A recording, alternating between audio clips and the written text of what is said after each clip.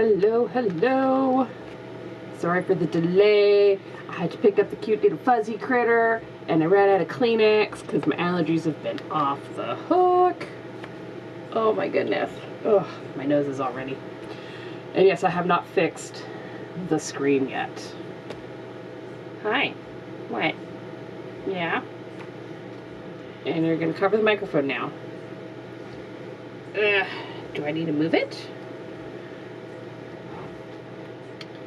It's very hard to work and do research and stuff with this. She's freaking adorable, but she's almost high maintenance. She'll like drape herself across my neck and stuff. It's hilarious. What are you doing? Aw. Ugh. I'm not wearing a hoodie today, so you gotta be careful with my skin, okay? Ugh. Sometimes I feel like I'm holding a chihuahua. Oh gosh. And I'm so sorry, but yeah, I'm gonna be pausing a lot because the allergies are insane. And my screen is crooked, and I don't know if I care. You want to show everybody your cute little face? Huh? Cute little face? Look, it's you. I hit my desk. I'm sorry about that, guys. Huh? That's you. Don't even care. Oh. Thankfully, I've been going to the gym, so like I have some stamina in my arms. I ran to Starbucks.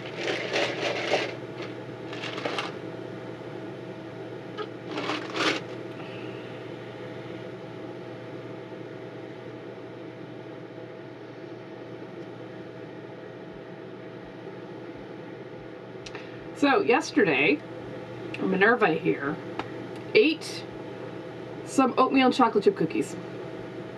Well, not oatmeal and chocolate chip cookies, I'm sorry. Oatmeal raisin cookies. She ate like an eighth of an oatmeal raisin cookie. It was one of like those big like 4-inch ones. Yeah, she ate it. A bunch. She ate a bunch. She stole my cookie. I put it down so I could go get something to drink. And I came back and the quarter of my cookie that I had left was gone. And I had to like search around for it. She took it into the bedroom and it was underneath the bed. And of course I had to snag soggy cookie.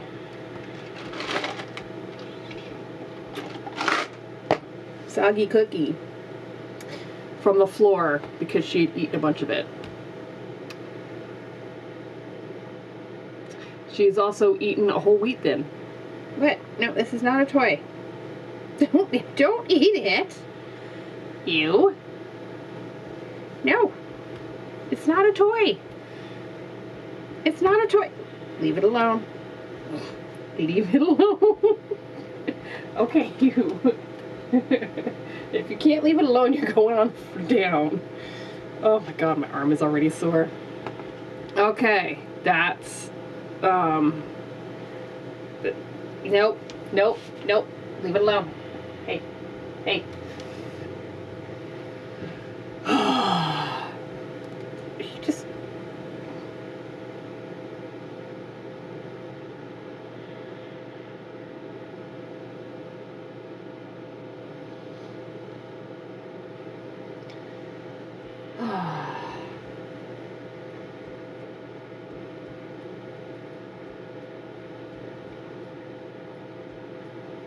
What are you doing?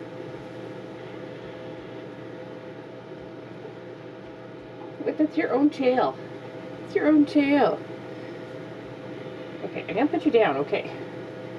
I need to put you down. Can I?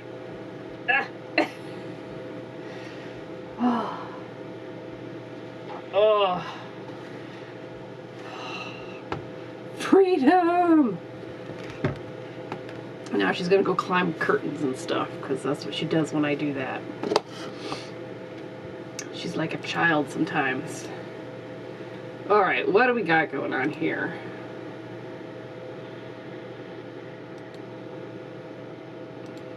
is that screen is not showing all the way. Let me fix that.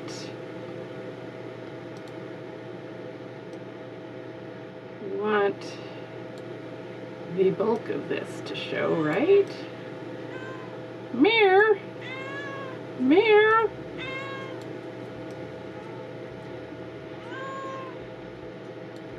Almost. Almost. Sorry, I made it like way too small. Wait! What? Your claws hurt me. Oh my god. Ugh. Seriously.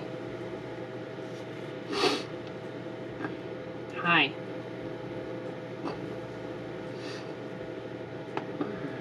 Alright, I think we've got, ow.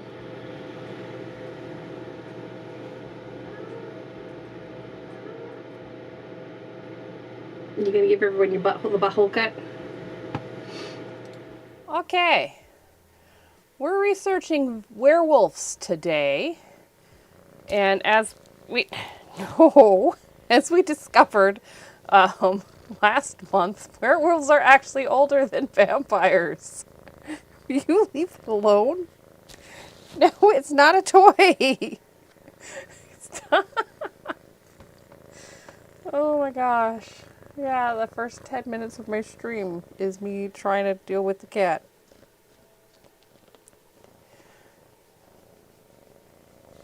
No. No. No. Stop it.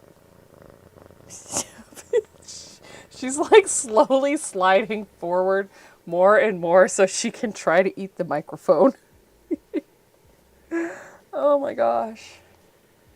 You can be up there. You just hopefully don't claw me and don't eat the microphone. Okay?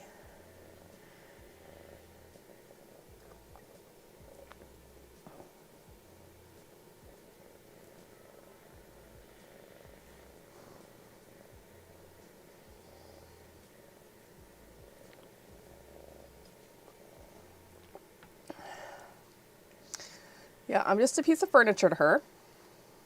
Just thought everyone would like to know that. Okay, I'm going to try my darndest to actually take notes today. And we are starting with a fairly reputable website. Okay. She is down. I'm free. Oh. I walked really fast to the Starbucks. And some kind of like all because it's starting to get warm here in the Pacific Northwest, which means there's allergens everywhere. Okay. So I watched a YouTube video on Monday while I was at the gym about the history of werewolves. And I didn't like it that much. Like, I think it was like almost condensed down too much, and they got rid of some really cool random things that I kind of know. Like, I think I know them, but I might not actually know them. So, we will also be going to our little handy book about vampires, because there's a huge section about werewolves in here that I did not read yet. And I am so sorry, I'm super snotty today. So yes, please expect lots of breaks so I could blow my nose, because it's very annoying and it's uncomfortable. In fact, there's going to be one right now. I need to change this. Blowing my nose. Be right back. Okay, I'll be back in just a second.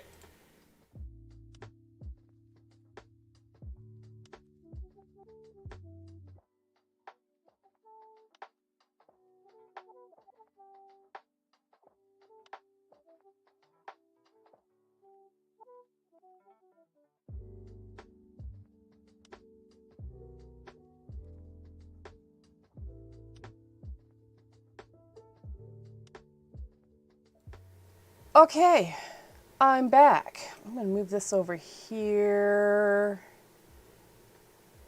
I think that'll be okay. I can see that, and I can see that. Okay, we'll be good. We are good. All right, let's... Oh, I hate allergies. All right. So, basically, from what I recall, nobody really knows when werewolf things started. They're pretty sure that it started, like there was a story in, the Epic of Gilgamesh, so a Bible story. And there's also some stuff about, like, Zeus turning people into werewolves, but, like, nobody's really pinpointed where werewolf stories started. It's usually people hiding themselves and disguising themselves as wolves, and then suddenly there's wolf people.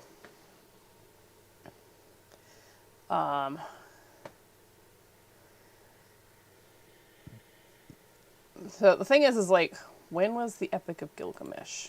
So, Epic of Gilgamesh. That's not how you spell that. Thank you, Wikipedia. You're amazing. So, the Epic of Gilgamesh. So, first solid. That was right. I spelt something right for a change. That was amazing.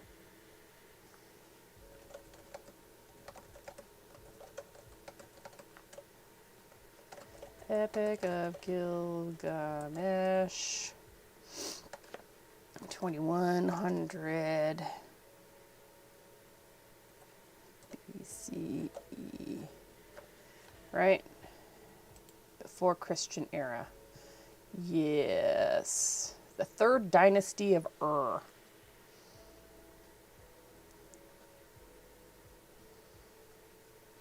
Ooh, it's Sumerian. They start with 5 Sumerian poems.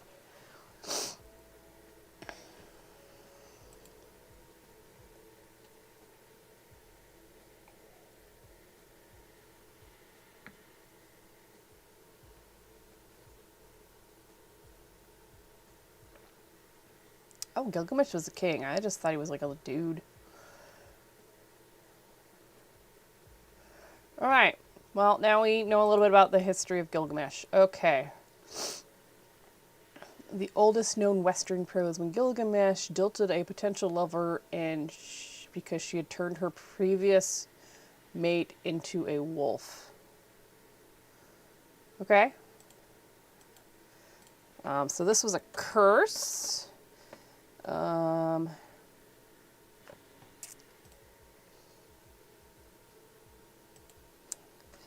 Gilgamesh abandons a lover because she cursed her ex to be a wolf. I think that's use that format, please. Thank you very much.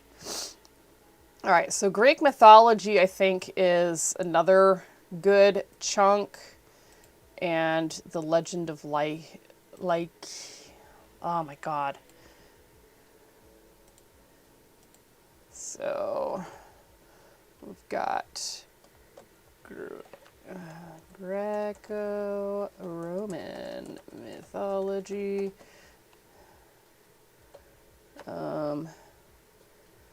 Zeus. I can't even spell his name today. Zeus turns king Lycaon. I want to say Lycaon, because that's how we would say it now, but I don't think that's how it would have been said. Into a wolf man. Because he tested Zeus by killing his own son Yeah, he killed his own son. So King Lycion killed his kid, killed his own son, killed the prince, and prepared it like it would be like a glorious feast. And Zeus flipped out and turned King Lycion, like I'm just gonna call him King Lycan right now. I feel like I'm just having a whole bunch of really bad brain days. Like my brain and my mouth and my hands are not on the same page. And it's all because of these freaking allergies. Like, oh.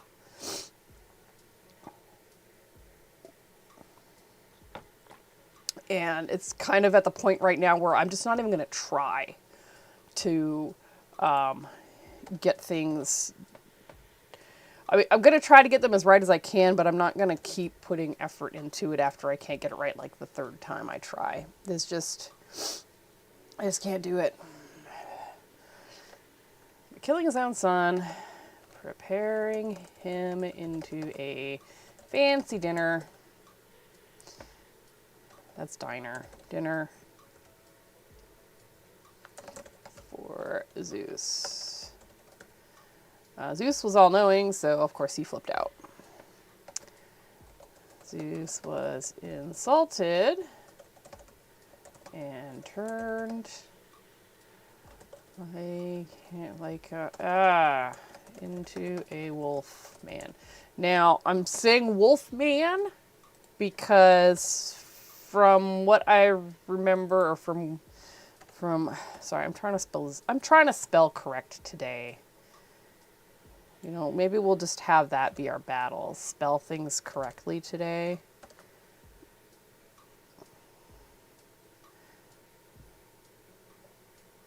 God.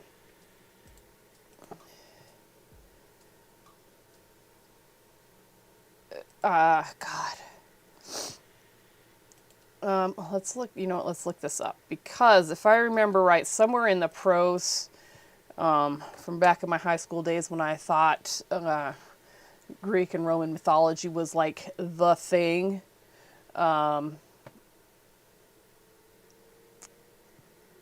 Let's go check out Encyclopedia Britannica. Maybe they say it. But anyways, so somewhere in there is like a passage that says he had like the mouth of a wolf, like the face of a wolf, and his hands and his legs were like wolf feet, but like he still had human proportions and stuff like that. So he's more like wolf man. Which, again, this is also a curse. Okay. In Greek mythology, the legendary king of Arcadia, traditionally he was an impetuous and cruel king who tried to trick Zeus, the king of gods, into eating human flesh. The god was not deceived, and in wrath devastated the earth with a flood. According to Ovid's Metamorphosis, Book 1, the king himself was turned into a wolf.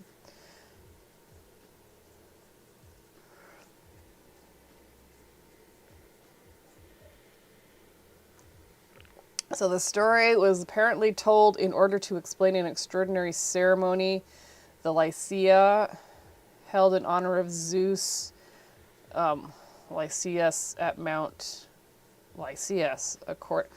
They have a mountain. They have a Mount Wolf. And they have Wolf Zeus. Because he did change into a lot of different shapes. Okay. The ceremony was believed to involve a human sacrifice and lycanthropy, assuming the form of wolf. The Greek traveler Pisidius implies that the rite was still practiced in the second century, so 200 AD, or Common Era CE. The second Lycian was a son killed by Achilles in one of the most memorable Homer's Iliad. I'm pretty sure I'm remembering this correctly, that there is a passage in there that describes like how wolfy he went, but I'm not going to find it right now. I'm sure we will find it at some point because it'll be there. We're going to bookmark this also. Done. Did that go into art stuff? That went into art stuff. Oh well.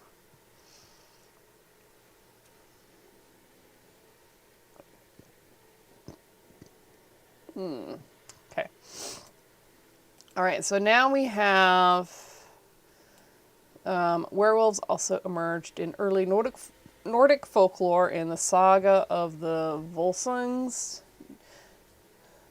Tells the story of a father and son who discovered wolf pelts that could turn the power.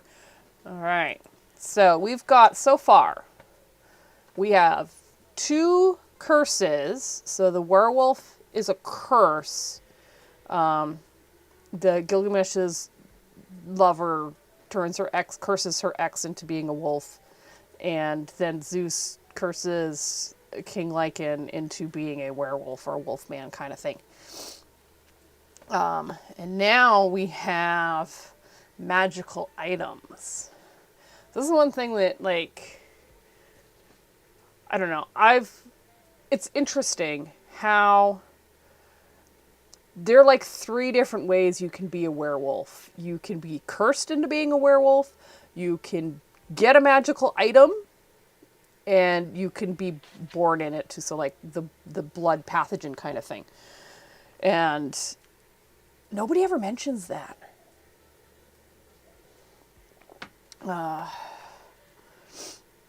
Nordic folklore has a father and son, not that kind of son. Find magical wolf pelts that turn them into wolves. Beep. They go on a killing rampage because apparently the rampage.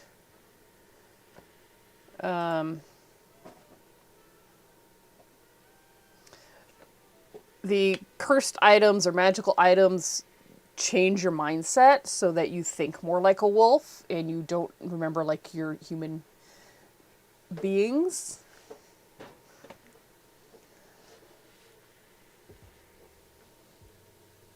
So, it's one of those things. It's like, this is a cool thing. Ending when the father attacked the son. We're trying to spell things correctly today. The son's life was saved by a raven with a heal. Oh my god. Leaf. Cool. All right. It's infamous werewolves.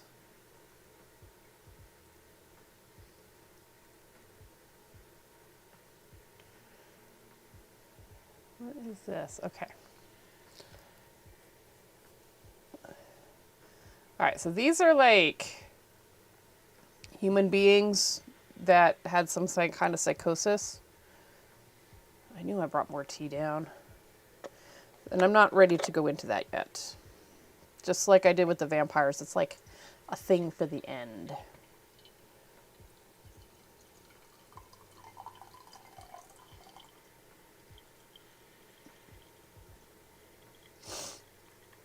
Oh my god, my brain. I don't even know if it's my brain. Maybe it's just my face. My face doesn't feel awesome.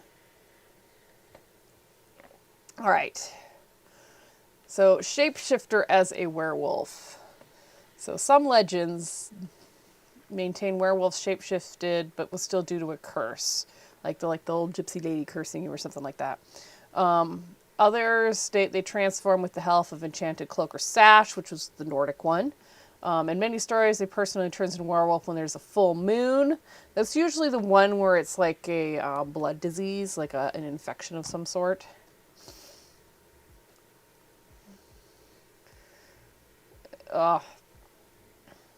So I guess we should touch on this a little bit. So in many wolf stories, a person only turns into a werewolf when there's a full moon, and the theory might not be far-fetched. According to a study conducted in Australia's Calvary Mater Newcastle Hospital, that is a mouthful. A full moon brings out the beast in most humans. The study found that of the 91 violent acute behavior incidents in the hospital between August 2008 and July 2009, 23% happened during a full moon. That's probably not a huge sample size, but it's... I don't know if it's like a real thing. Like, is lunar madness a real thing? Does the moon affect human behavior? There is absolutely no proof that the moon affects Cool. Thank you. Royal Museum of Greenwich. Greenwich. Isn't that pronounced Greenwich, though? Greenwich? I don't know. We're going to bookmark this one, too. Done.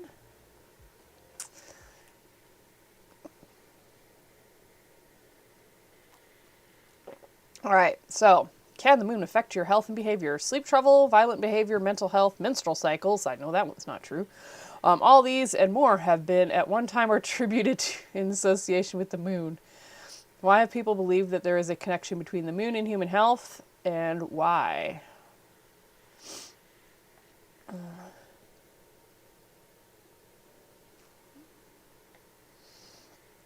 One of the oldest objects in the 2019 The Moon exhibit at the National Maritime Museum. That is so many words. Was a Mesopotamian tablet from 127 BCE, before Christian era. The tablet describes how to ward off the evil effects of a lunar eclipse. So, the Epic of Gilgamesh is older than these tablets by like 1800 years. In ancient Greek and Rome, by contrast, girls were given crescent-shaped amulets on their breasts to protect them from evil spirits. Women also wore them to improve fertility. That's right, because the sun was like really harsh and strong, and the moon was softer and more nurturing. By the 16th century, tracking the moon's position had become an essential part of medicine. The chart below shows one way physicians could determine how the moon affected their patients. Moon affected their patients.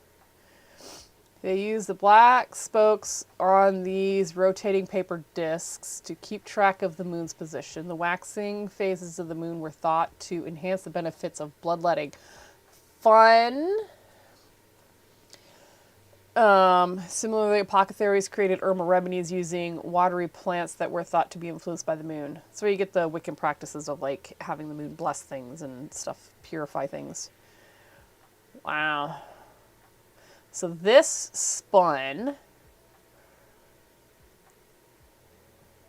And it would tell you where, like you could move this to where the moon was and then look at the ailments and stuff.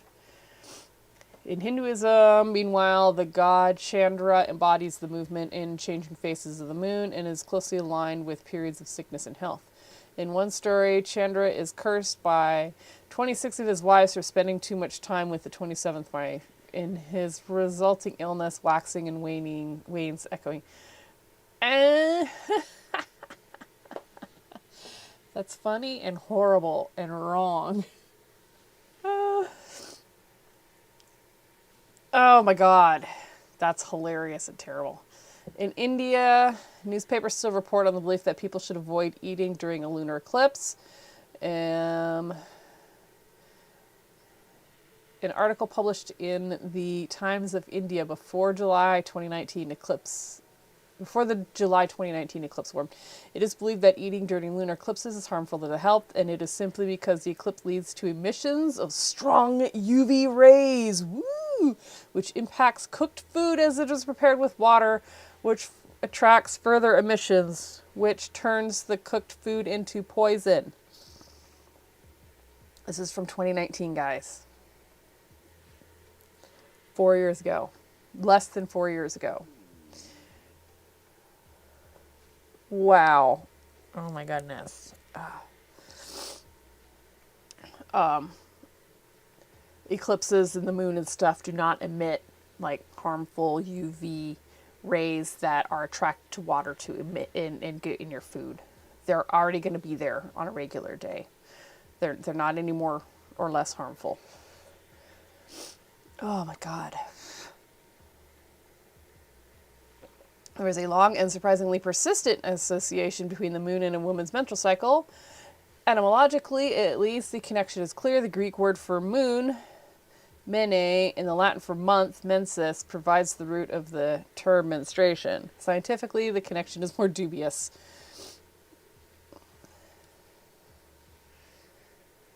Yeah, because it's like every moon or every month or every lunar month.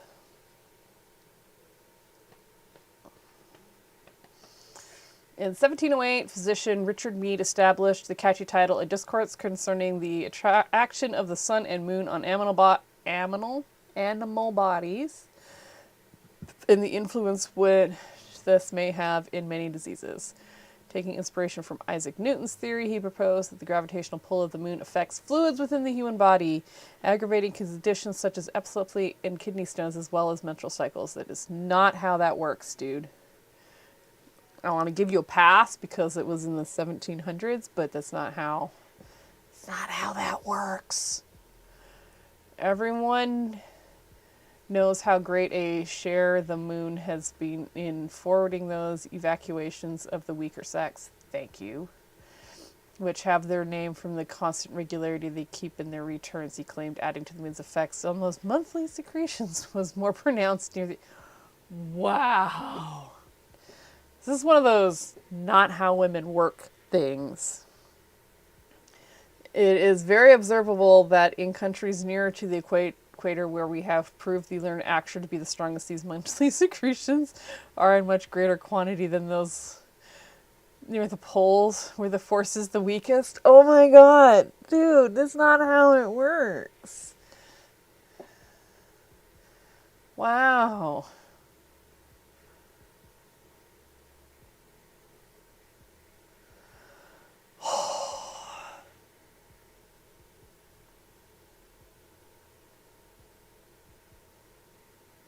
I've hit my can't even wall. I have hit a wall of I can't evens. Wow. While there is no scientific evidence to support Mead's 18th century theories, the idea that the lunar and menstrual cycles can somehow be synced has persisted. In 2016, Peer Tracker app Clue analyzed data from over 1.5 million users in order to determine whether there would be a correlation between lunar phases and menstrual cycles. And the answer was no. Looking at the data, we saw that start date falls randomly throughout the month regardless of the lunar phase. Yes. And if you're one of those people that has a super regular menstrual cycle and it does happen to fall like right around the time that the full moon is or new moon is, yay for you. It doesn't actually mean anything though. Does the moon affect sleep? The idea that the full moon may result in poor sleep is a consistent theme, but scientific evidence remains inconsistent. The only reason I can think that it might affect your sleep, before I even read this, and I know we're like way off track by the way, is if for some reason your room is like you have a window in your room facing where the moon is for the most of the night, it would brighten your room. So if you're a light sleeper or you have like a light sensitivity, you wouldn't be able to sleep as well. In a study in 2013 conducted with 33 volunteers, which is a tiny, tiny number, did find on average it took them 5 minutes longer to fall asleep during a full moon. Volunteers in the experience also spent 30% less time in deep sleep. Okay. While it's easy to assume that the increase in moonlight from a full moon be the cause, this is what I said, of a disruptive sleep, the study was held in a sleep laboratory. The amount of light was tightly regulated each night. However, following the publication of the study, 2 further experiments failed to replicate the results. Well, that means that there was some kind of weird bias in the study. Like, they didn't manage their diet right or something like that. Like, they had too much caffeine or something during the day. There's all kinds of weird things that can, in fact, impact your sleep. I try to put effect and impact in one word. When it comes to the question of whether the moon affects sleep, The editors of the scientific journal Current Biology gave this warning. The conundrum of lunar effects on sleep represents an exemplary case of a scientific question which should be approached with caution, as it may seem much easier than it will likely be. Yeah.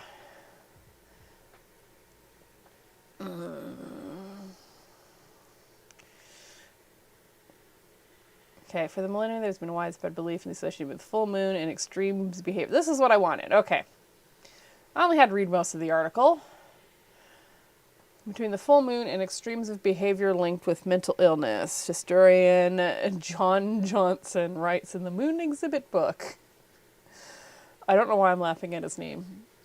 The very word lunatic, now thankfully outmoded, is an indicator of the former pervasiveness of this conviction among with general public and medical professionals alike.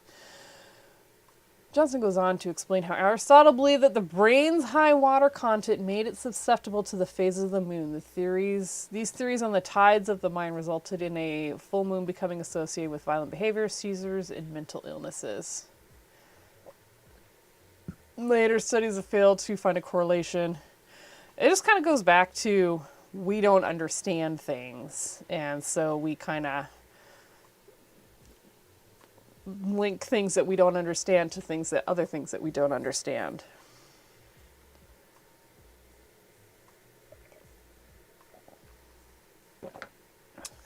Cool.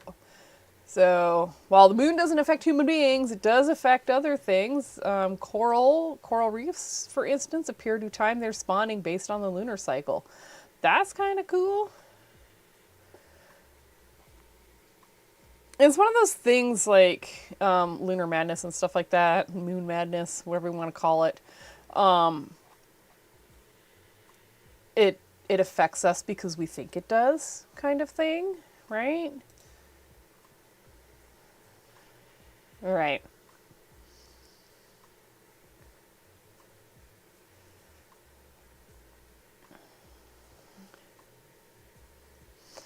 All right, and then medical, that's how you spell it. Reasons for werewolves. So if I remember right, like vampires, like rabies, what's the hair one?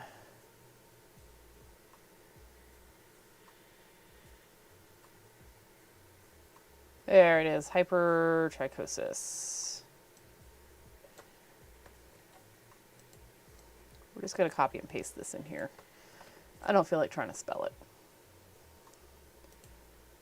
It might help if I spell wolves right.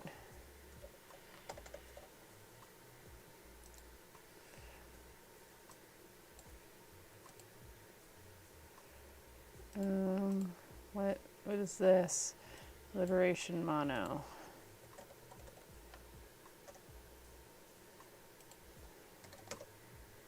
I think it was actually at 10 points. No, not 9,999. 10. Thank you. All right. In 1725, he was found wandering naked on all fours through a German forest. Many thought he was a werewolf or at least raised by wolves. Peter ate with his hands and couldn't speak. He was eventually adopted by the courts of King George I and II and lived out his days as their pet. Research has shown Peter likely had Pitt-Hopkins syndrome, a condition discovered in 1978 that causes the lack of speech, seizures, distinct facial features, and difficulty breathing and intellectual challenges. Okay, we'll put Pitt-Hopkins.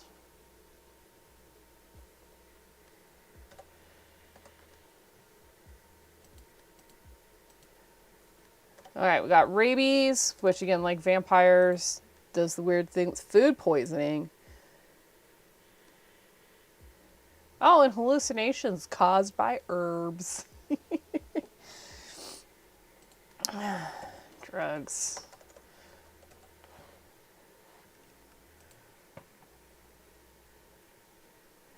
Throughout the centuries, people have used werewolves and other mythic beasts to explain the unexplained.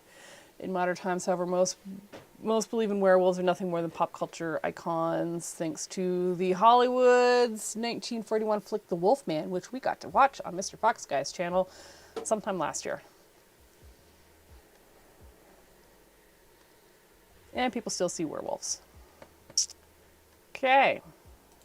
That was actually helpful. Should we check? Let's check Wikipedia. Wow. In folklore.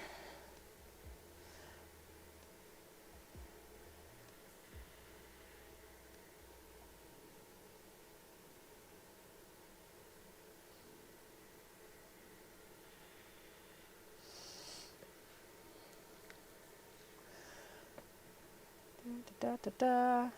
Yeah.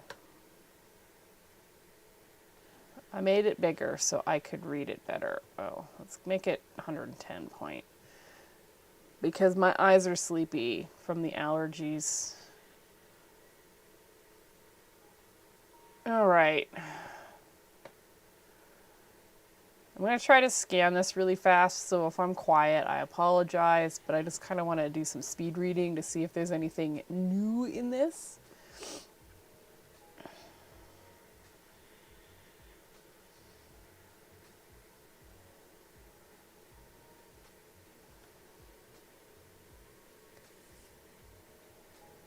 So it looks like it's mostly a European thing, so we wouldn't see it over in Asia.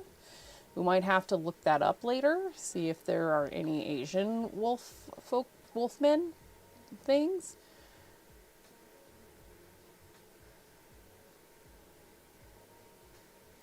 And of course, the Christians made it even more popular, just like the vampires.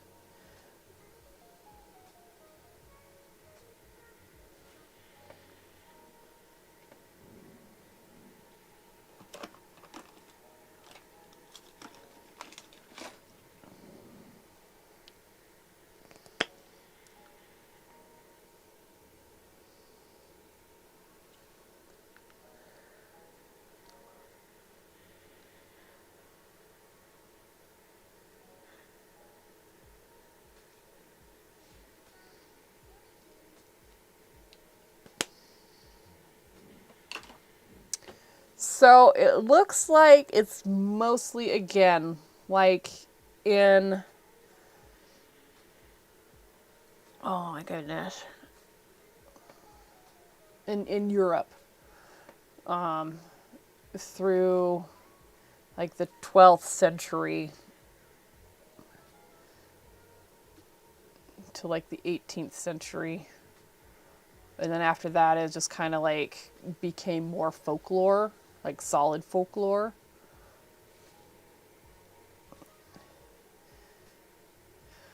All right, the Norse. So we've got some etymology here. Man, the Germans just loved their stories, right? And I think they probably still do. The Norse branch underwent taboo modifications with the Old Norse Werewolf only attested as a translation of Old French. For Mary's, oh my gosh, wow, okay. Proto-Slavic, meaning wolf hair, can be reconstructed from Serbian. Proto-Celtic noun is man dog.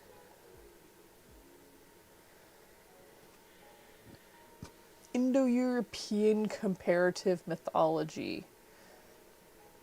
So in 460 BCE, before Christian era, Dolan wearing a wolf skin. I really think that a lot of it was bored people seeing hunters or invading armies, you know, disguising themselves as wolves.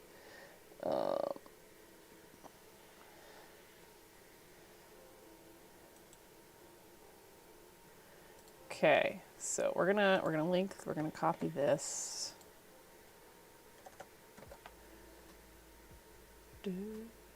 Okay. Oh, I didn't...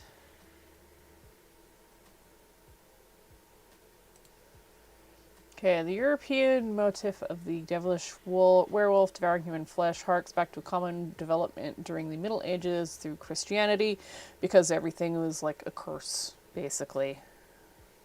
Or a demon or something like that. The underlying common origin can be traced back to Proto-Indo-European mythology, where lycanthropy is reconstructed as an aspect of the initiation of the Kyros warrior class, which may have included a cult focused on dogs and wolves identified with an age grade of young unmarried warriors. So there we go.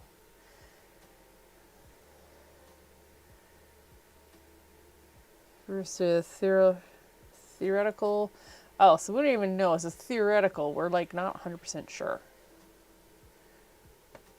Oh, isn't something like this happen in like 300? Didn't they explore the coming of age warrior thing? I don't necessarily think they did wolves. They actually didn't. I think this was portrayed in the movie 300. This bit. Classical antiquity. Few references to men changing into wolves are found in ancient Greek literature. Herodotus, in his histories, wrote the Nuri, a tribe places in the northeast of Scythia, were transformed into wolves once every year for several days and changed back into human shape. There's a tale mentioned Pomponius Melina, 2nd century BCE. The Greek philosopher yep, we did that one. So the Nuri and Navari were a tribe described by Herodotus in 5th century BCE. Contemporary scholars equate this group with a Western Baltic people, and believe they lived near the river Neru in present-day Poland or Belarus. So, Herodotus believed that this Scandinavian tribe of people turned into wolves every year, which is not. It's actually really crazy. So this happens before this. So Herodotus wrote that Neura.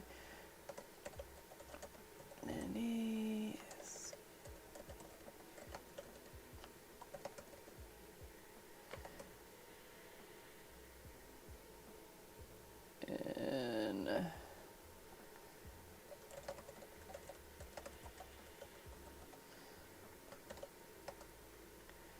became wolves for a few days every year.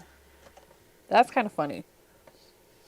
I wonder if that's just like because that's when they went hunting. Like they went and did like a big hunt every year at a specific time. Okay, we read about that one.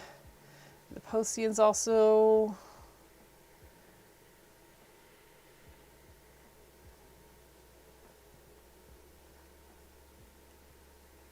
So there are more curses. Pinley the Elder, Virgil wrote in his epic work, Maurice, who used herbs and poison to pick in his native to turn himself into a wolf. So this, interesting.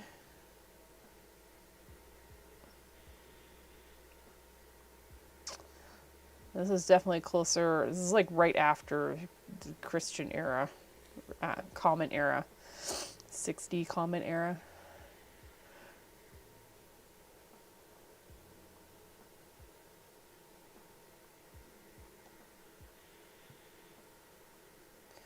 However, the wisdom can be transformed into any other species or liking, so by God's doubt.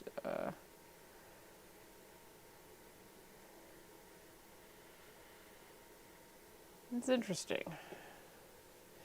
I'm going to take a quick break. Yes, this is what we're going to do. We're going to take a quick break. I will be back because my brain is... Yeah. I'll be back in just a minute.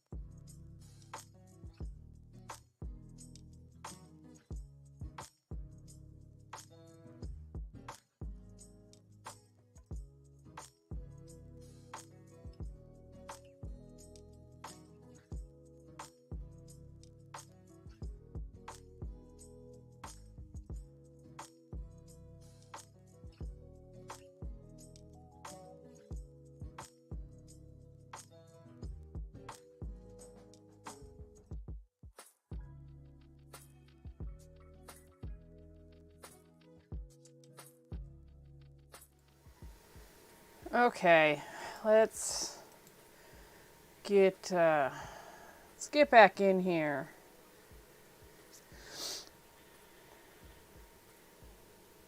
There we go. Twitch just took a second. Okay, you know what, let's bust open this book and go to that section about werewolves.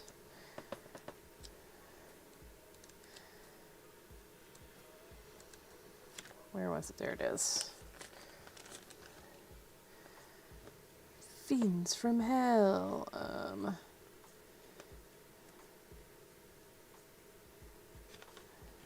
Where was it? Okay, that was Bathory.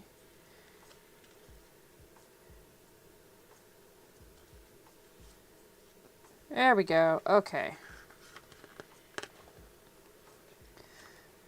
So, during the 17th century, vampire-related superstitions spread towards Albania, Bulgaria, and Greece, and eastward to the eastern parts of the Austro-Hungarian Empire and Russia.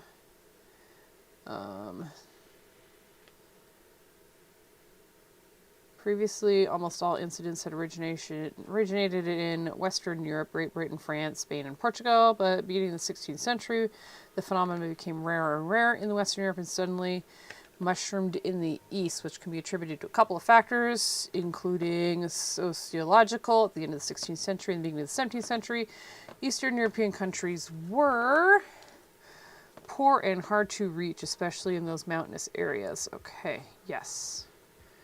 The epidemic rumors of lycanthropy preceded that of vampirism, and artists of the period were evidently not unaffected. Below is a woodcut by Lucas Cranach the Elder, made in late 15th or early 16th century. Opposite is a 15th century wood engraving. So they're talking about this down here. Like, people were interested in this.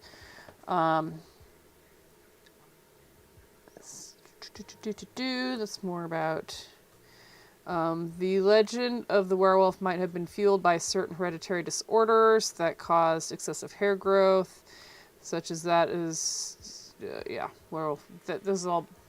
I'm not specifically interested in that right now. And his children. Okay, so maybe I am interested in that. So we have, again, like I was saying before, there's like the three types of werewolf. You get cursed, magical item, and genetics. And I'm betting this one would fall under genetics. So maybe we do need to add this.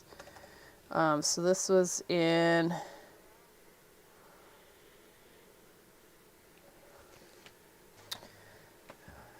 hereditary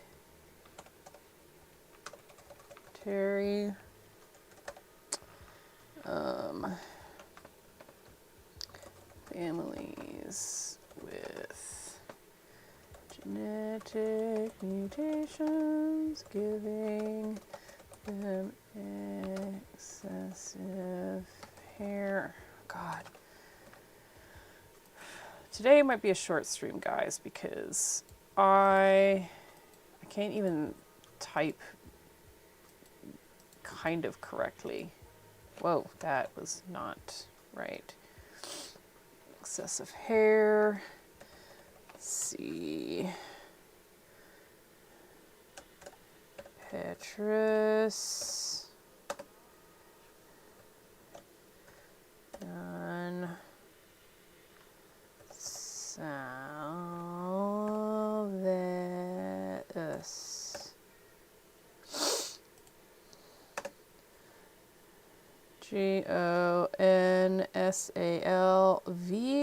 Gonsalvus. Woo!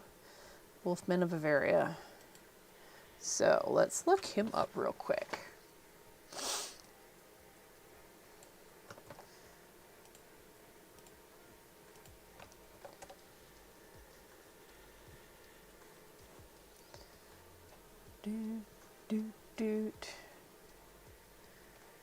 Let's go to allthatinteresting.com. This is a different website. We haven't used this before.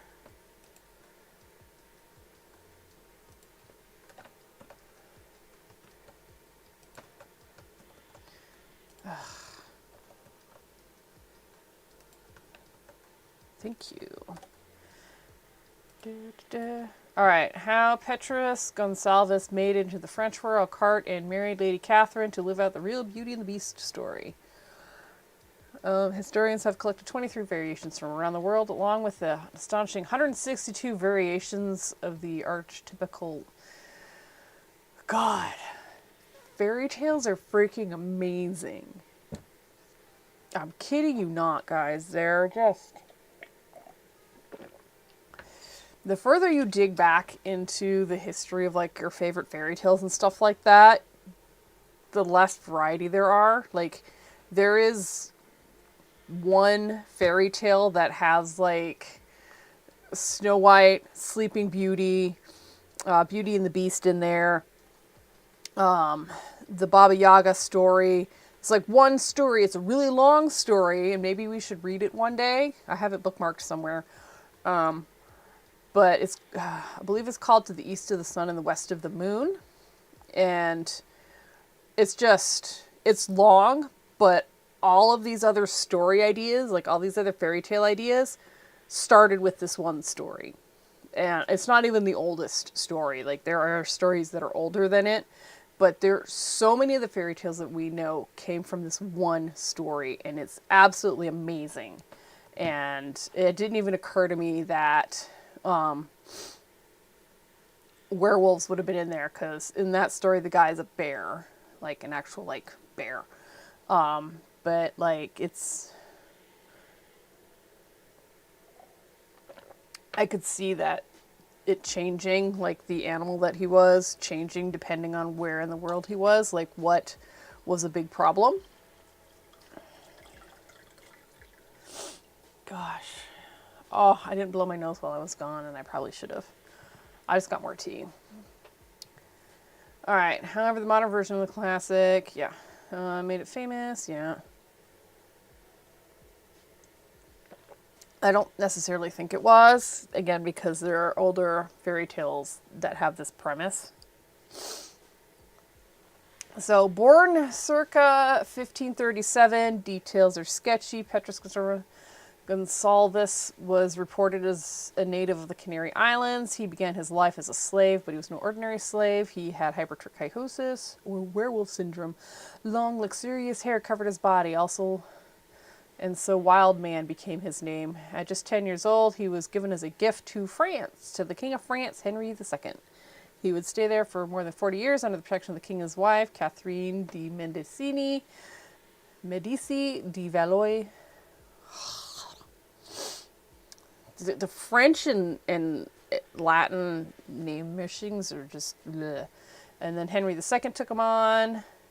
Rather than lock him in a cage, he gave him classic gentleman's education, from military tactics to Latin. He learned everything a young noble should learn. In fact, he was more educated than some aristocrats himself. I do not believe that, and I bet that Henry II thought that it was absolutely hilarious that a wild man was more educated than a lot of people in his court. During his time in court, Gonsalves also met, romanced, and married a young woman named Catherine, with whom he eventually had many children.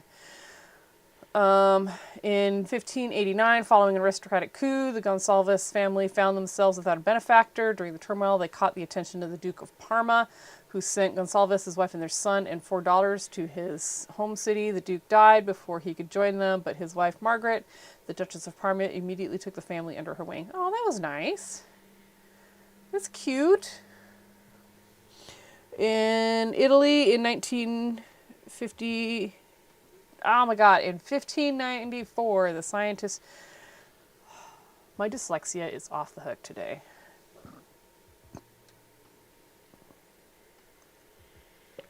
The scientist and physician Ulysses, was visiting a wealthy friend in Bologna,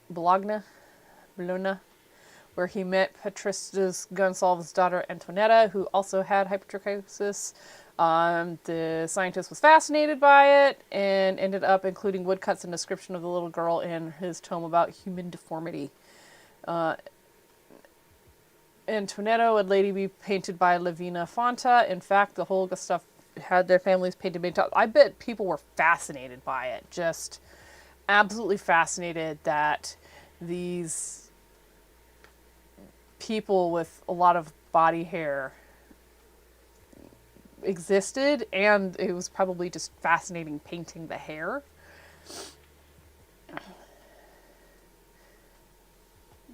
Yeah, but okay. But instead of being painted as treated as monstrous, they are widely portrayed in paintings just as like every other aristocratic family, only with lots of hair. From the courts of France to the villas of Italy, the family saw more of the world than any typical peasant and stood tall next to royalty and were studied by famous physicians. Eventually, they would retire to a small Italian village and vanish from history, leaving only their portraits behind. That's cute. But again, I disagree with this author's conclusion that he was the real Beauty and the Beast tale, because the fairy tales are older than this.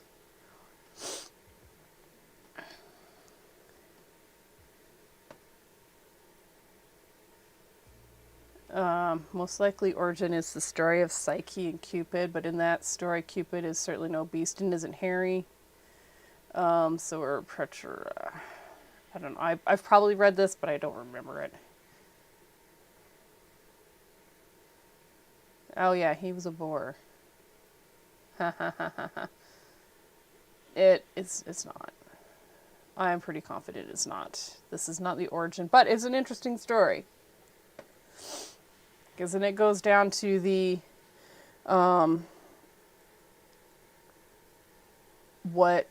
the hereditary versions. All right. I'm going to see if I can do another like 45 minutes to take this up to 2 hours, but oh my gosh. It is a struggle, guys, today. It doesn't help that I stayed up late doing laundry last night, and I did not sleep for poop, and I just read a line that says, also mentions turning women into cats and into snakes. Wow. Middle Ages were lit, man. Yes, I'm struggling. Struggle bus? I am on it. All right. The German word werewolf was recorded by Burkhard von Worms in the 11th century and by Berthold in the 13th, but is not recorded in medieval German poetry or fiction. And yeah, until then.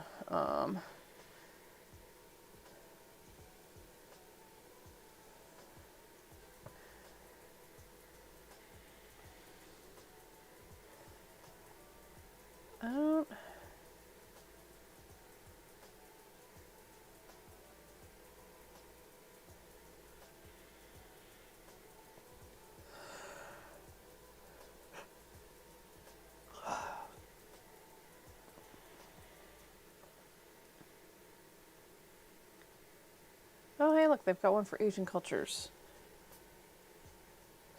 Oh.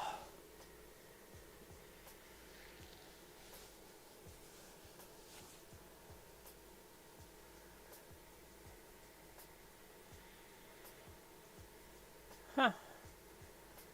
Turkic folklore. So the Turkic Central Asian shamans would, after performing long and arduous rites, would voluntarily be able to transform into humanoid wolfmen. That's kind of cool.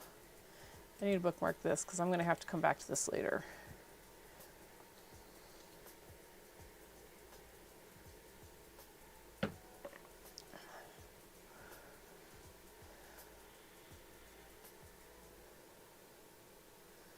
Some research have tried to explain the reports of medical conditions. You guys, yeah, okay, we kind of went over that.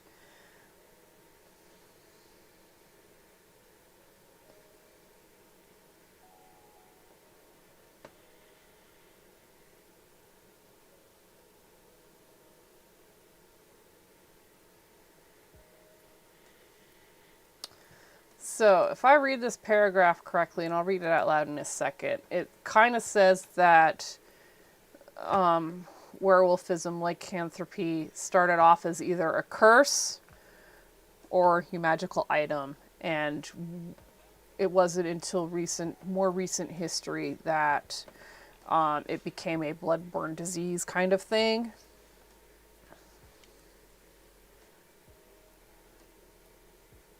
Which I could believe that. Medieval era lit.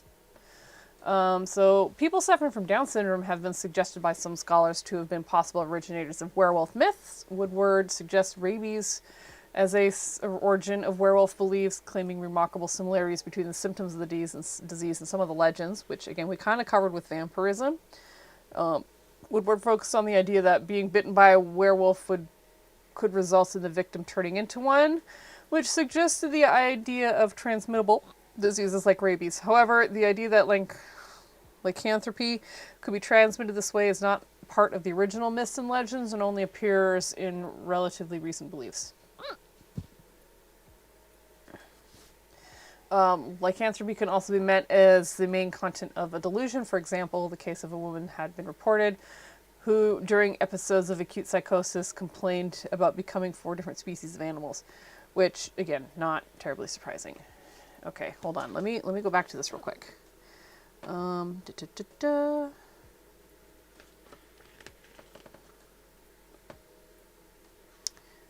right.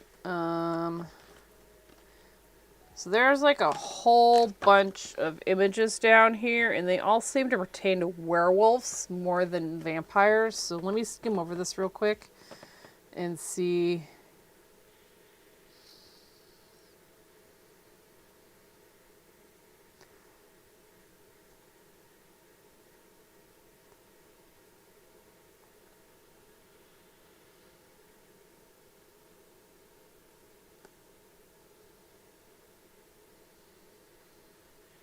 Okay, this definitely does. All right. So, from Volcalicus to vampire, the Greek belief that the dead people could somehow somehow preserved from decomposition and leave their tombs is very ancient. These undead were termed Vrykolakas, and I did not say that correctly. Comprised of mostly those people who could not be buried on consecrated ground because they were suicides or for some reason had been excommunicated from the church. Go Christianity, woo! Believed to at first be harmless, these troubled souls sought to be free of their covering of flesh, and it was enough for the church to annul its sentence of excommunication to give them peace. That's kind of crazy because that's not necessarily something that would happen at all today, really. Etymologically, the word Vrykolakas, borrowed from the Slavic language, means werewolf, that is, a human being capable of metamorphosizing into a wolf, a creature that is prevalent in the medieval demonology. But by the 16th century, the same word was used indiscriminately in regions of Eastern Europe to refer both to harmless living dead and the much more dangerous werewolf. So they had this word that covered like bad demon things. The phenomenon had soon grown to such proportions through Europe that the Roman Catholic Church decided to conduct an official investigation between 1520 and the mid-17th century. Some 30,000 cases of lycanthropy, and it says human beings taking on the form of wolves, were reported in Europe, in the West primarily in France, and in the East in Serbia, Bohemia, and Hungary. So, like, the far eastern side of France and in that little bit of area. Holy smokes. By the end of the 17th century, the rumor that after their death, werewolves became living dead that sucked human bloods. Well, now we kind of know where vampires kind of came from.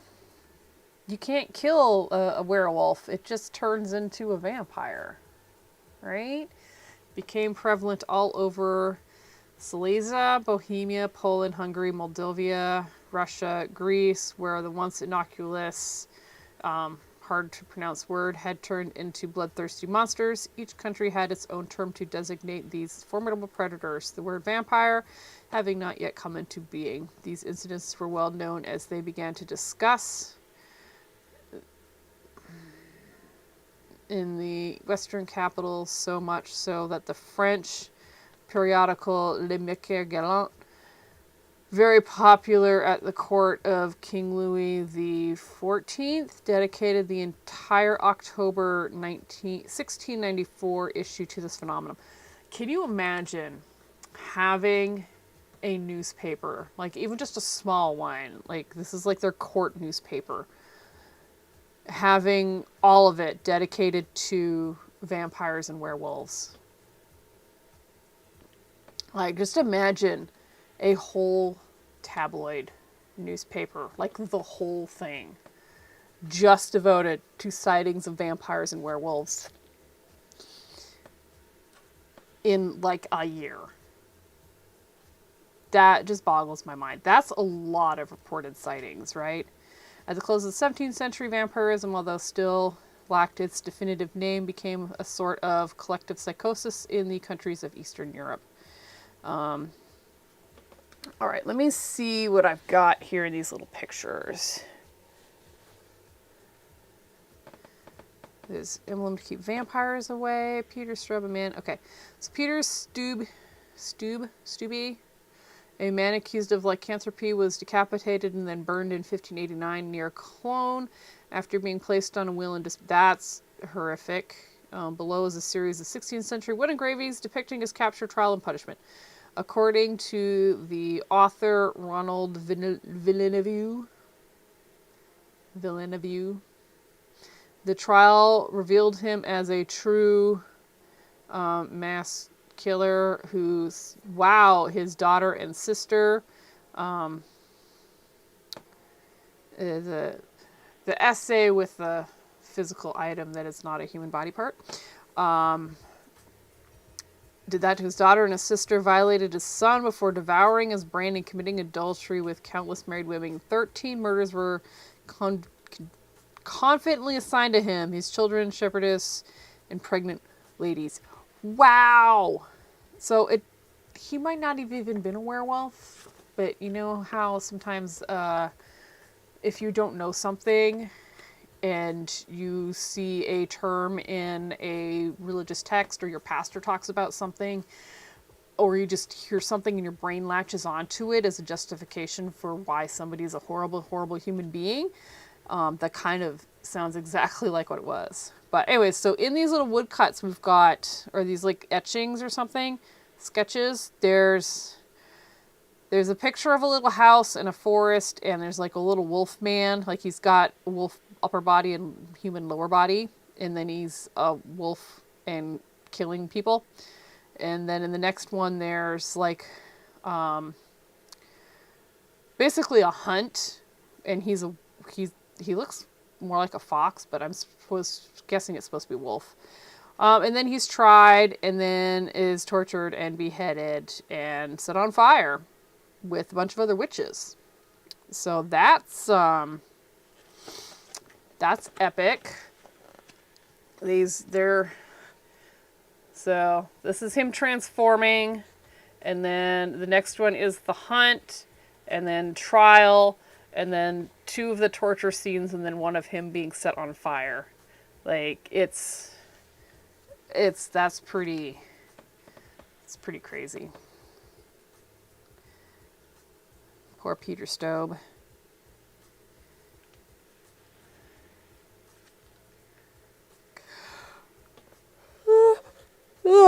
Pardon me. Well, I think that was just it for this book.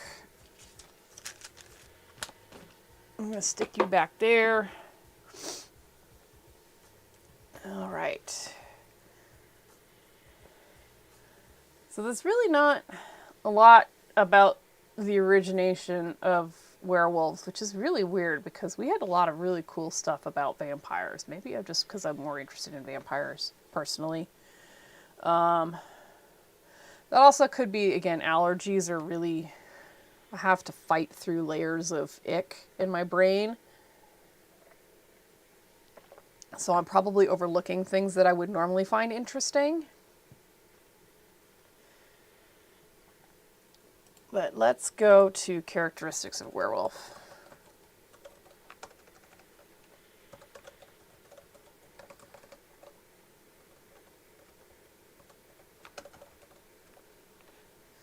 All right, so the beliefs classed together under lycanthropy are far from uniform, which was just what we found for vampires too.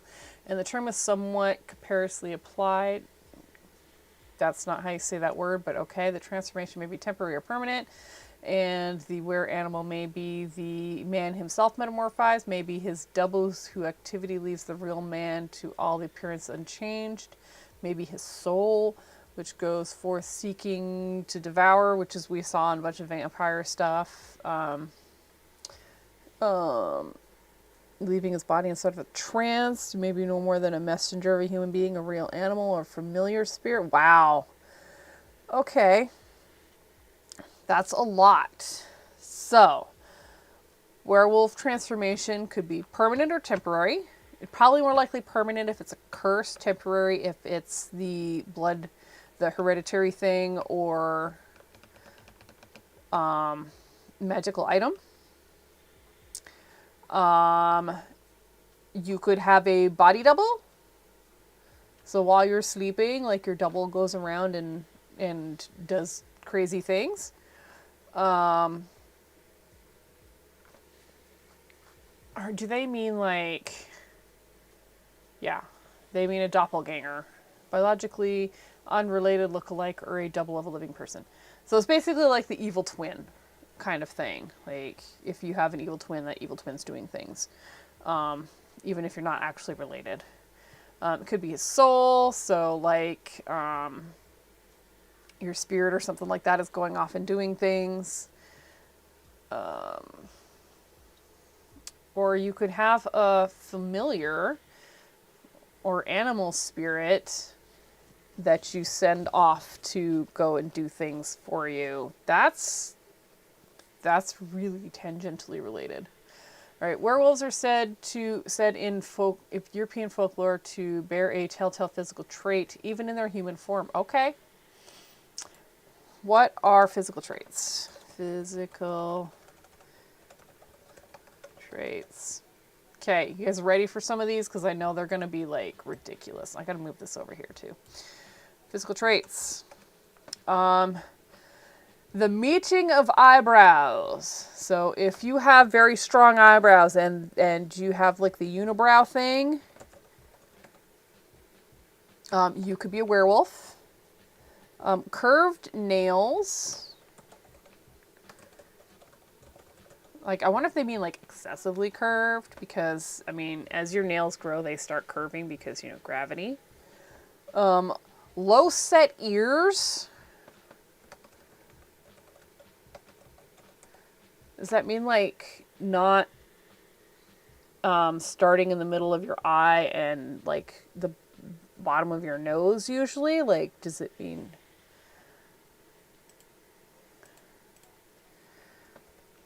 Low set ears. I've never heard of this. Okay, they're just slightly lower on the ear. The head.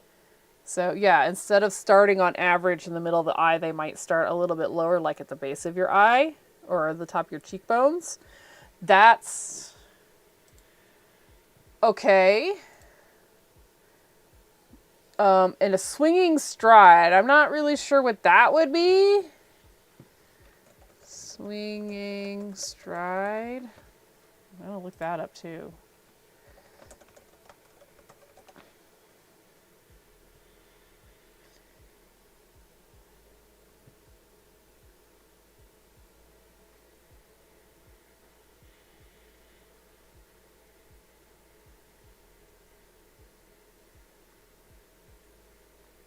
So it's just like a long stride.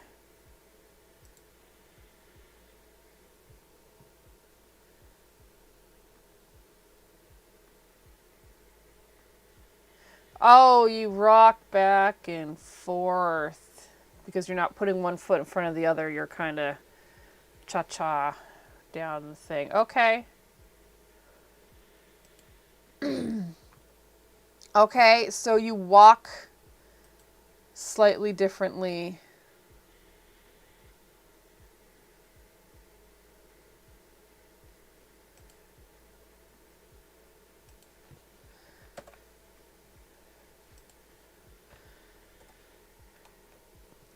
It's basically like you're walking like your knees don't bend properly, is what a swinging stride is. One method to identify werewolf and its human force would be to cut the flesh of the accused under the pretense that fur would be seen within the wound. Okay. Fur. Furry wounds. UNDS.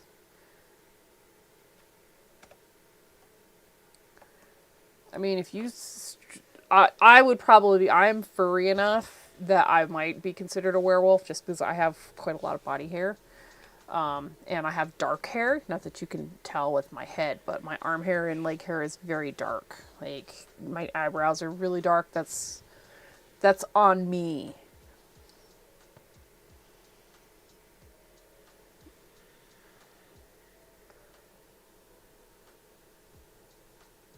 A Russian superstition recalls that a werewolf can be recognized by bristles under the tongue.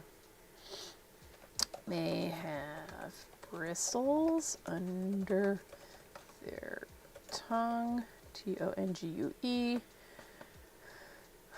Varies from culture to culture. Those most commonly played as being indistinguishable from ordinary wolves, save for the fact that there is no tail. May not have a tail.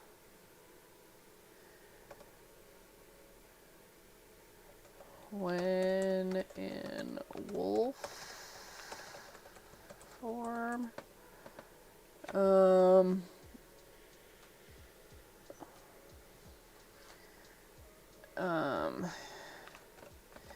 Usually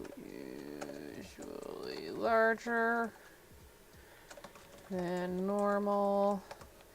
Retains human eyes and voice. I don't know how you would have a human voice because the wolf vocal cords are completely different. The appearance of the werewolf in its animal form varies. Okay. According to some Swedish accounts, the werewolf could be distinguished from regular wolf by the fact that it would run on 3 legs, stretching the 4th backward to look like a tail. That is weird. After returning to their human forms, werewolves are usually documented as becoming weak, dilapidated, and undergoing painful nervous depression. Wow! One university reviled trait in medieval Europe was the werewolf's habit of devouring recently buried corpses, a trait that is documented extensively, and particularly in the annals of medieval... A long name meaning medical physiologies in the 19th century, which is not that long ago.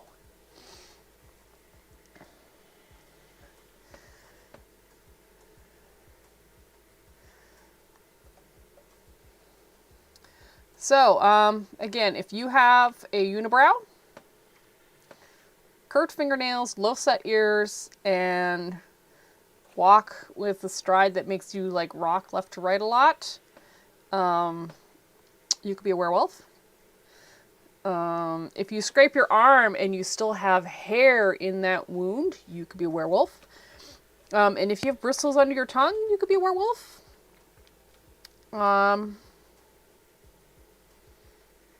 That's weird, but okay. Not as many variations as the vampire. Like, vampires had a lot of variations, man. Like, I think almost all modern humans would have been a vampire at some point. We'll have to do some research on witches, because they keep saying witches caused these with, like, their demon worship and stuff like that, or devil worship, because, you know, Christianity. But, yeah, that's a lot. We should probably save this. How to become a werewolf.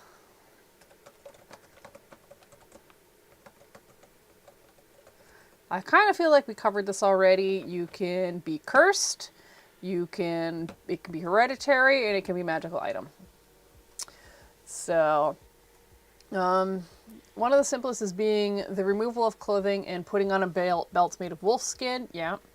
Probably a substitute for the assumption of the entire animal skin, which is also frequently described. Basically, if you if you remember, like, the fairy tales of, like, nymphs and stuff like that, like the Swan Princess, where she would, like, or even Selkies, they would go on a beach, take off their animal skin and put it aside and go bath in the fresh magical waters or whatever like that, and some human would come by and steal their skin and make them marry them. And just that kind of thing. I could see that being part of Werewolf. Like, I don't know why a wolf would be exempt from being a beautiful woman in a skin, or a beautiful, handsome man in a skin. In other cases, the body is rubbed with a magic salve. Never thought about that one.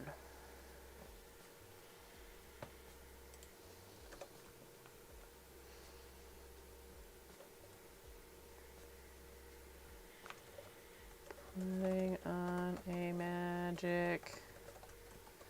So basically magic potions. This brings us back to witches. So what I'm coming to in my mind right now, right this minute, is vampires are more modern than werewolves, but there's more variety of vampires.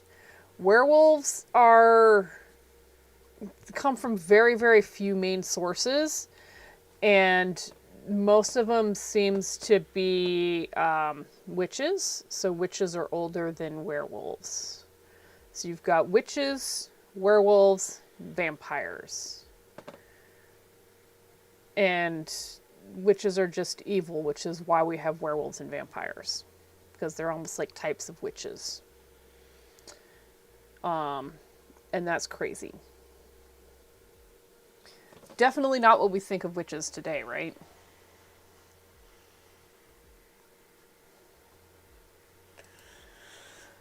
Oh, okay.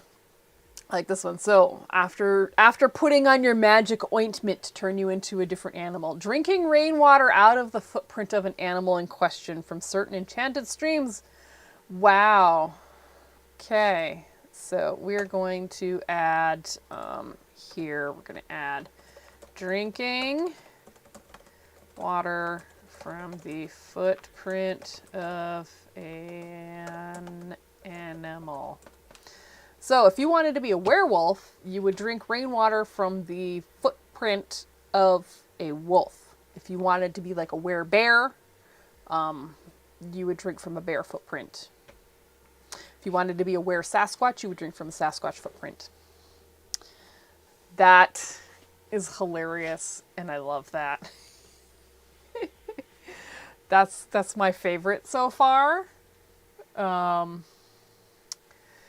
I mean, you could be a were-moose if you did that.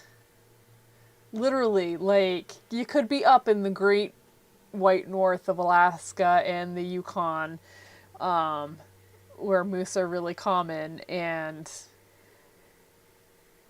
be walking through the woods and be like, oh, it's a moose track. Look at how deep it is. And there might be some clean water in there, and you might scoop it up and drink it, and suddenly you're a were-moose. That's hilarious. Oh my god, I love that idea. That idea makes me so happy. That is hilarious. So, anybody who wants to, any of the people in the furry community, if you want to be a were animal, just go find a footprint of an animal that you would like to be and drink the rainwater from it. Just, or find an enchanted stream. I don't know. Okay. Enough of that. Let's move on. In the 16th century Swedish writer Olaus Magnus says that the Livonian werewolves were initiated by draining a cup of specially prepared beer and repeating a set formula. So you could chant your way into being a werewolf. Magical ceremonies. That's not how you spell that.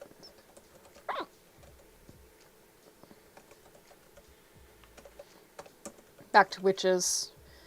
Chanting and drinking special drinks. Ralston in his Songs of the Russian People gives the form of an incantation still familiar in Russia. In Italy, France, and Germany, is said that a man or woman could turn into a werewolf if he or she, on a certain Wednesday or Friday, slept outside. Cool.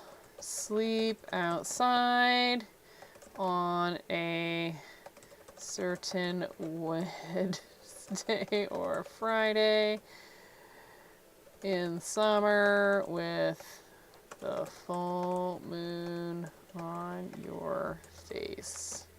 Okay. So I'm wondering if you did like all of these, it would make you like more werewolf or more animal. So like, could you drink the water from a moose footprint and then do the magical ceremony where you drink the special beer and chant the special chant, and also sleep outside on a certain Wednesday or Friday in summer with a full moon on your face? Would you then turn into a weremoose? Like, is that almost guaranteed? Because I've done 3 ceremonies now, right?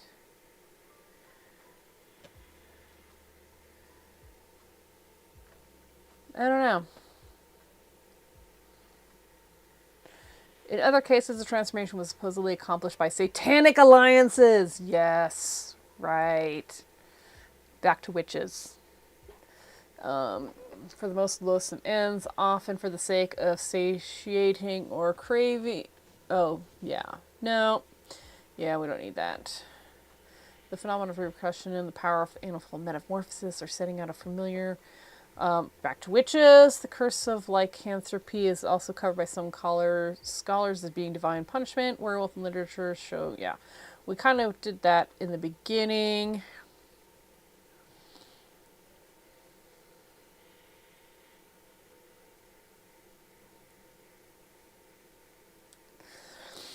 So apparently some Christian saints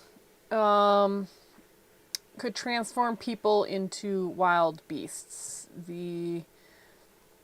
All angels, good and bad, have the power of transmuting our bodies, was the dictum of Saint Thomas Aquinas, Saint Patrick, who was said to transform the Welsh king Verticus into a wolf. Natulus supposedly cursed an illustrious Irish family whose members were doomed to be werewolves for 7 years. In other tales, the divine agency is even more direct, while in Russia, again, men supposedly became werewolves while incurring the wrath of the devil.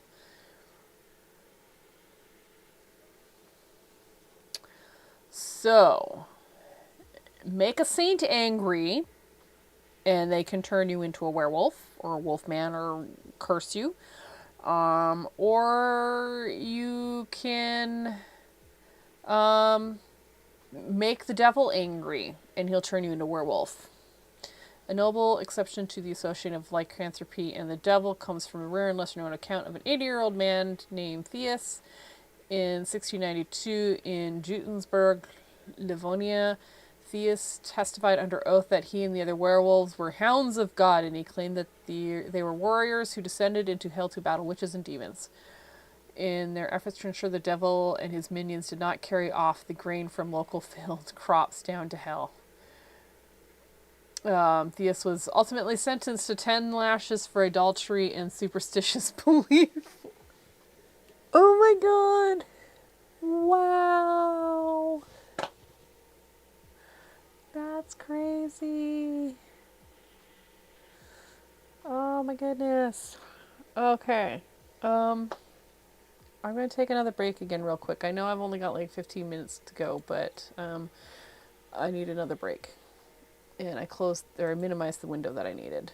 So I'll be back in like a few minutes.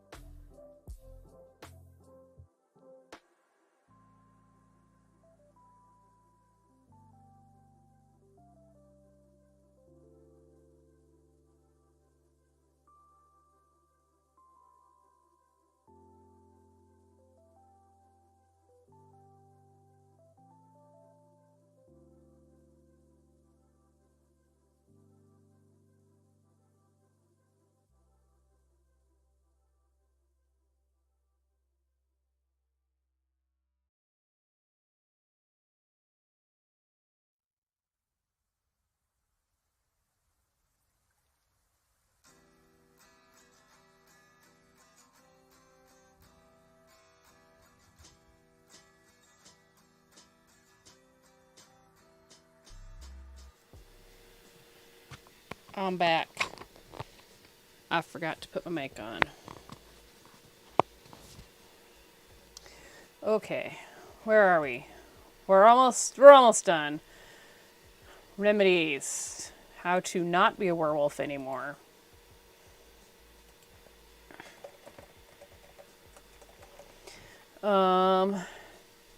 So various methods. So inactivity.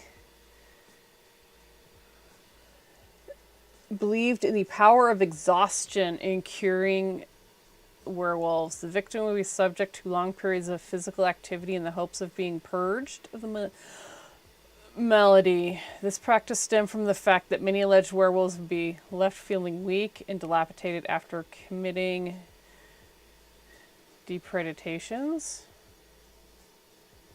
How can I read that word and not like a bunch of other words that I don't even think I've ever seen this word spelt out before. Wow. Okay, so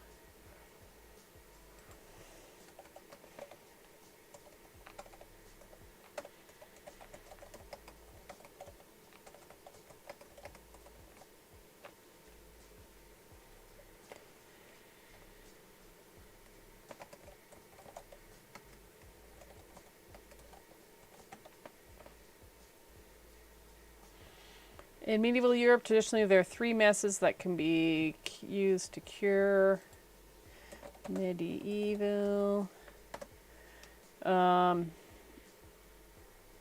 wolfsbane, exorcism, and surgically. What are you going to do to surgically remove werewolfism? All right, however many of the cures advocated by the medieval medical practitioners proved to be fatal to the patients. Yeah, so just kill them. The Sicilian belief of Arabic origin holds that a werewolf can be cured of its ailment by striking it on the forehead with or scalp with a knife. Strike on the head / scalp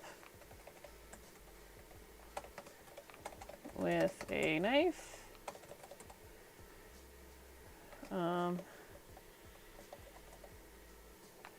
That was an Arabic idea. Another belief comes from the same culture, involves piercing the werewolf's hands with nails. Ears, hands with nails. Okay. Sometimes less extreme methods were used in the German lowland of, wow, a werewolf could be cured if one were to simply dress it 3 times. Okay. Dress person with their Christian name 3 times. German.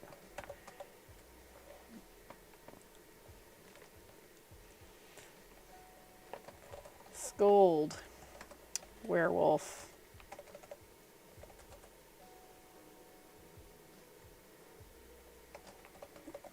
Danish.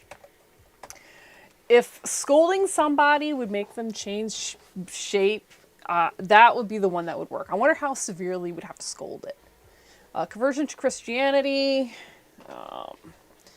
Convert to Christianity.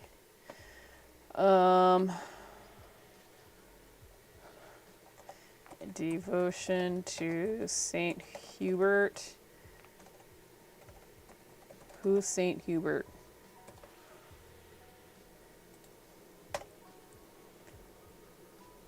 Saint Hubert was a Hubert was a Christian saint who became the first bishop of Liege in 708 Common Era. He is the patron saint of hunters, mathematicians, opticians, and metal workers, known as the apostle of the Ardennes. He was called upon in the 20th century to cure rabies. Well, that's why he would be a saint of whatchamacallit. Cure rabies through the use of the tradition of St. Hubert's key. What's that? St. Hubert's key is a sacramental form in the form of a metal nail, cross, or cone. It was used in Europe in the earliest 20th century to cure rabies. The key was heated. Oh, I don't like this. This does not sound nice.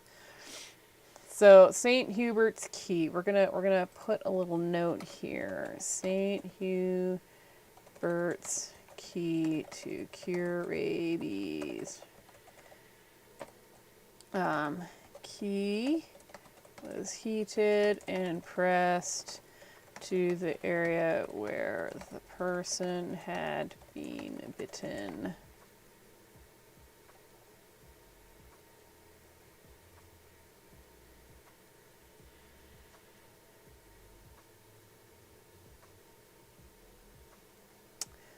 Wow.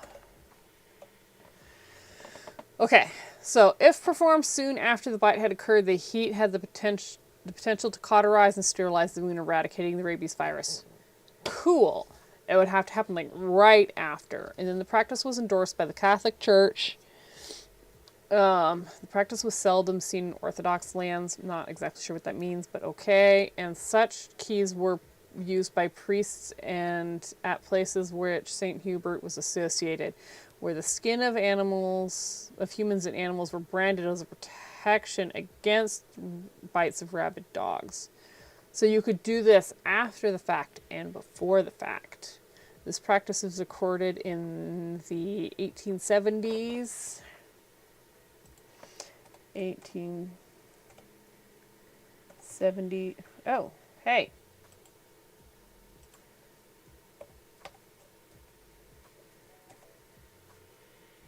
1870s. Somehow I hit like an insert key or something.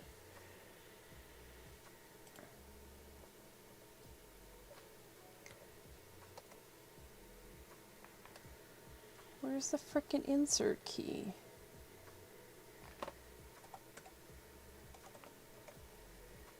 Whoa. 1870s. Is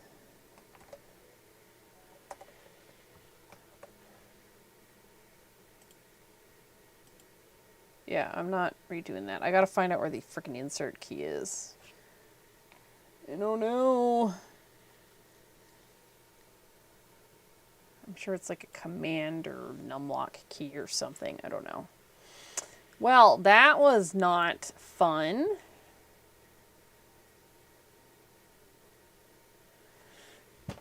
Ow.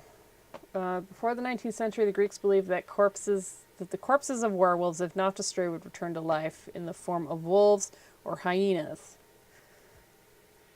Nice. Okay.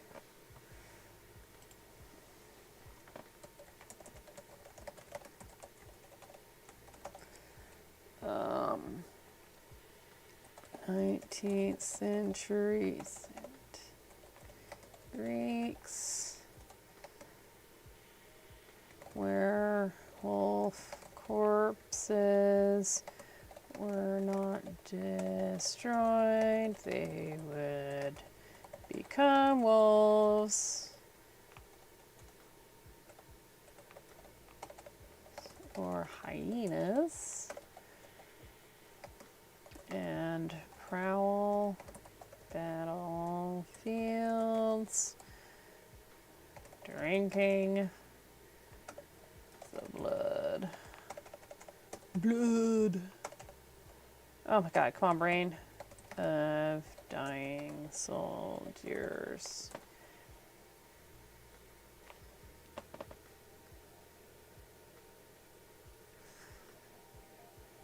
In the same vein, in some rural areas of Germany, Poland, and northern France, it was once believed that people who died in mortal steam came back to life as blood-drinking wolves.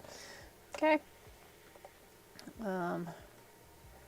Rural Germany, Poland, North France.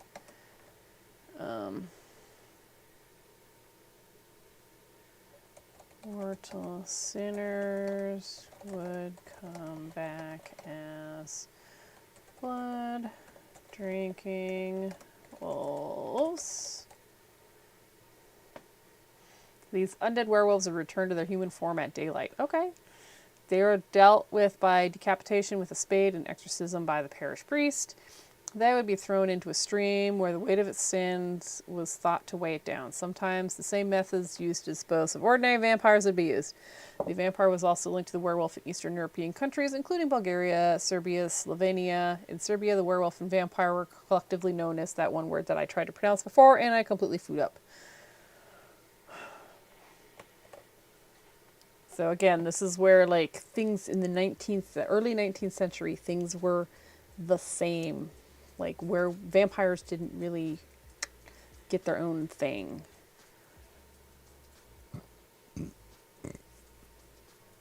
Oh. In Hungarian folklore, the werewolf used to live specifically in a region of Transdanubia, and it was thought that the ability to change into a wolf was obtained in the infant age. Cool! And after separating the views... Oh, okay, not cool.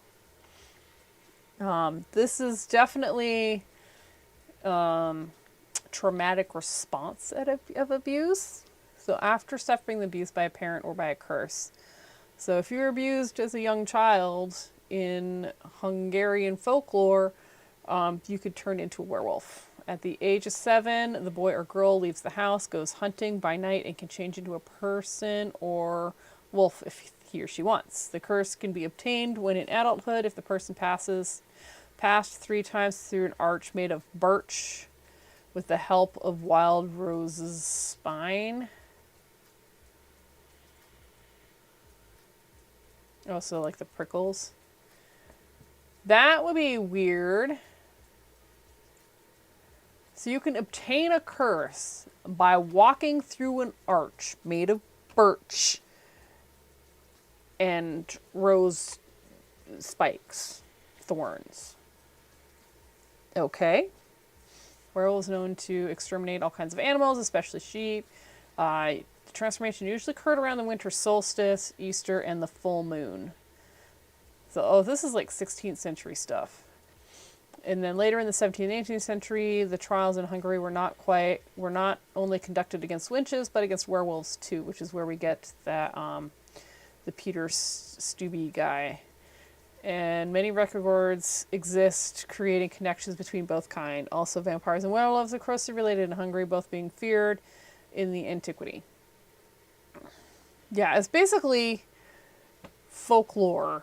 Like the things that made it really hard to live in an area are what became the bad things, the things to be warned against. So if wolves were what was causing your sheep to get killed and making life hard, then anybody that was a little crazy or unbalanced or a bad person would be likened like a wolf. Because, if wolves are hungry, they'll do whatever they want at any time of day or night. I mean, they prefer night, but still.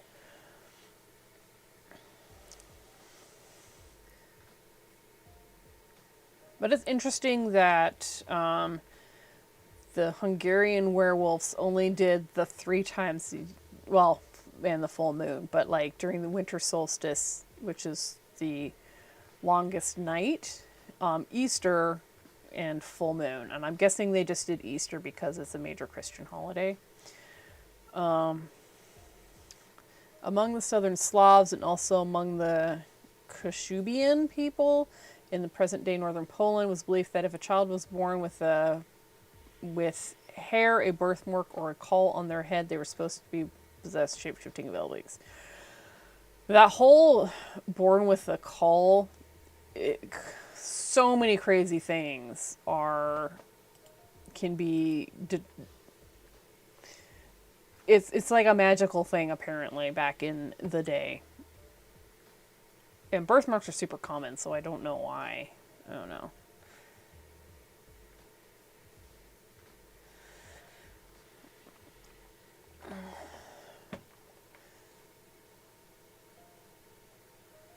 Okay, we're going to go back to characteristics here, and we're going to add born with hair, birthmark, or call. You can shape shift to any animal.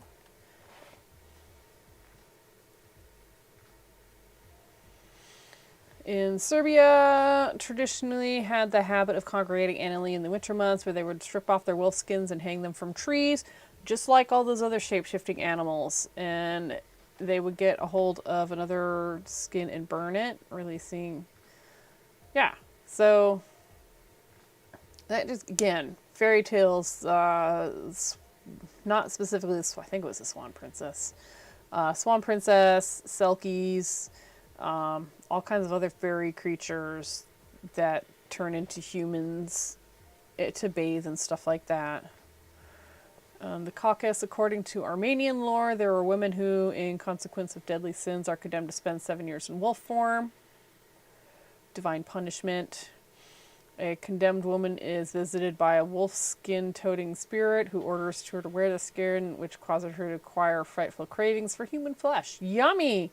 With her better nature overcome, the she-wolf devours her own children. Yummy, yummy, yummy. And then her relatives in order of relationship. And finally, the children of strangers. I can definitely see this being related to the vampire stuff, too. She wanders only at night with doors and locks springing open at her approach. Wow! Locks can't even keep her out. When morning arrives, she reverts to human form and removes her wolf skin. The transformation is generally said to be involuntary, but there are alternative versions involving voluntary metamorphosis. And going back to putting a lot of the bad things on women, too. Although there are not many female werewolves throughout history, a lot of it is dudes. And I'm just guessing because men are physically larger and stronger than women, and that is associated a lot with being, the alpha male thing.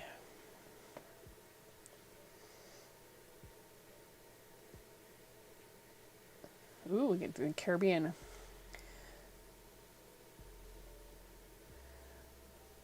Okay, the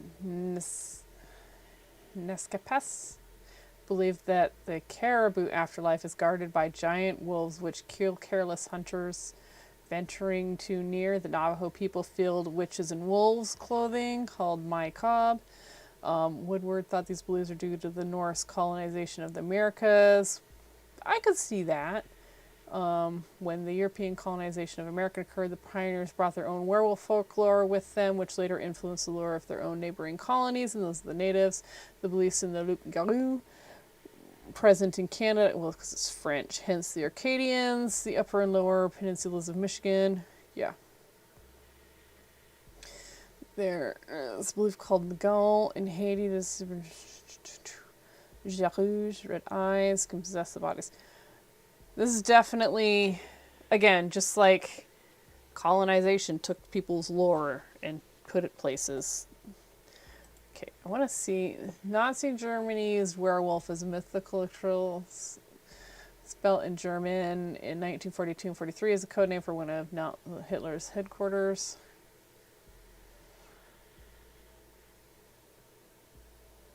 Okay. Well, I think we're basically done this. I find this less fascinating than vampire stuff. I don't know why. Maybe it's just because vampires is more spiritual kind of connection than more physical.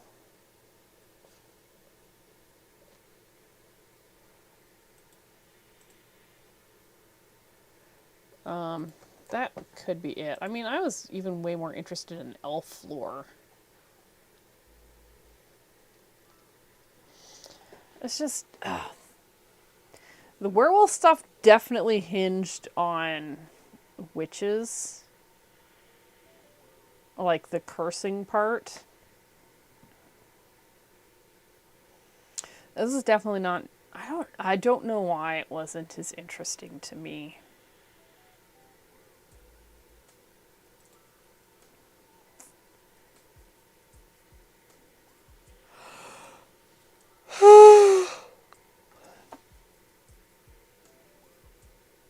There's some other terms that I'm going to need to look up. But I am fading fast. Things are starting to go blurry when I look at them. So I think this is where we're going to stop. I don't know what my calendar looks like for next week.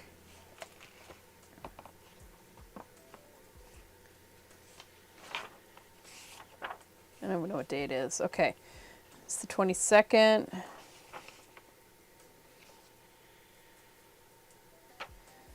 So Wednesday the 29th, we'll do a stream. I'm not sure what I'm going to do on that stream, but there will be a stream. Well, I should probably start on elf something, like sketches and stuff. And I did try to find the story of the little people, but I can't find my Kindle. And I didn't even think to look it up online. So, but oh my god, allergies make me so tired. I would not wish my allergies. I would not wish allergies on anybody. If you have a nemesis and you want them to be mildly to significantly inconvenienced, wish allergies on them. I just wouldn't. It just totally throws you off, especially if you've been sneezing all day, because that takes a lot of energy out of me and out of you people, human beings. Sneezing is rough. Oh my gosh.